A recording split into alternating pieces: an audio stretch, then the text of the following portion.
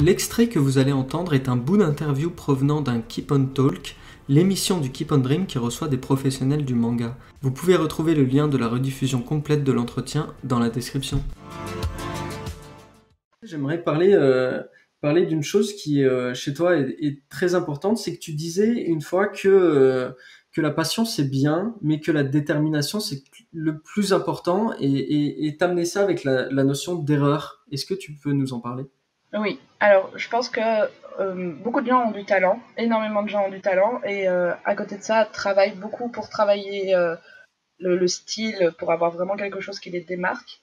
Mais peu de gens tiennent sur la longueur pour y arriver en fait. Et je crois que c'est une condition indispensable, c'est de tenir sur la longueur, c'est de ne pas avoir de succès au début et de ne pas trouver ça grave, de continuer quand même, c'est d'avoir des noms aussi, si on veut absolument être chez un éditeur. On s'en prend plein la tronche tous les jours, on a des refus tous les jours, parfois pas argumentés. Et en fait, ce qui fonctionne au final, je pense que c'est de se relever, de prendre en compte les critiques quand on en a eu et d'essayer de voir au travers quand on n'en a pas eu et de recommencer en fait.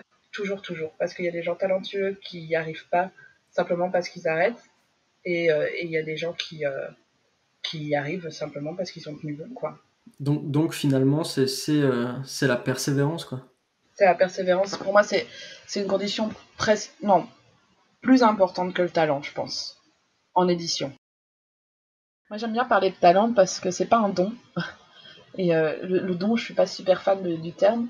Le talent, c'est vraiment c'est la motivation, l'amour de l'art et la résistance sur le temps et sur la critique, en fait. Tout ça, pour moi, ça se mélange et ça fait le talent. Et c'est pas que inné, c'est aussi de la régularité, comme tu disais tout à l'heure. Ouais, de la discipline, de la régularité et du courage, beaucoup de courage. Comme toi, tu as appris en autodidacte, est-ce que tu as acheté des livres? Est-ce que tu as regardé des tutoriels? Comment tu as fait pour apprendre le manga finalement?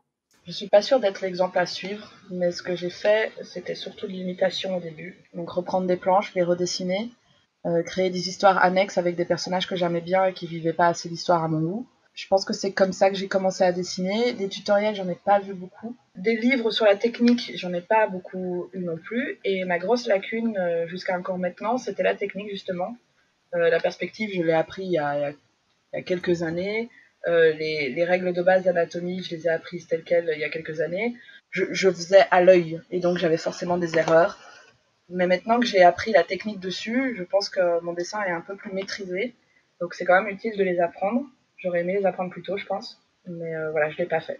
Est-ce que tu penses qu'il y aurait quelque chose à travailler de ce côté-là pour les jeunes auteurs qui veulent se lancer dans le manga, Alors je sais qu'il y a la plateforme Manga Coaching, Oui, qui est une plateforme en lien avec Draft qui fait oui.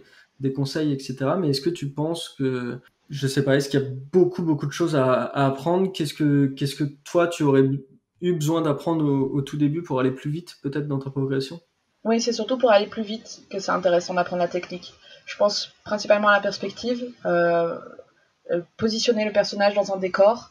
Ça, c'est hyper important dans le manga parce que le décor doit être simple, efficace, et parfois il doit en jeter plus que, plus que le personnage en lui-même. Donc il faut savoir doser, et pour ça, il faut savoir le maîtriser et le voir dans plusieurs angles différents. Moi, si j'étais jeune auteur, je pense que je me concentrerais énormément sur la perspective et sur le dynamisme, les lignes de force et le fait que l'anatomie ne doive pas être trop pourrie en mouvement parce que ça sort directement le lecteur du récit et c'est vraiment dommage, quoi. Est-ce que c'est comme le vélo? Est-ce qu'une fois qu'on a appris, on l'a pour toute la vie? La base, oui, je pense. Après, l'œil voit plus facilement les erreurs quand on est toujours dedans. Quand on travaille beaucoup, on finit par voir quand quelque chose cloche, que quand on le fait une fois tous les 6 mois, on n'a peut-être pas le même œil. Mais la base, oui, pour vérifier la perspective, il n'y a pas 36 000 solutions. Ça peut être un petit peu pénible pour nous, les artistes, qui ne sommes pas du tout des matheux ou quoi que ce soit. Enfin, si, il y en a peut-être, mais moi, en l'occurrence, pas du tout. Donc, c'est peut-être un exercice, mais une fois qu'on sait comment on fait, ça devient un automatisme et c'est du pur plaisir, quoi.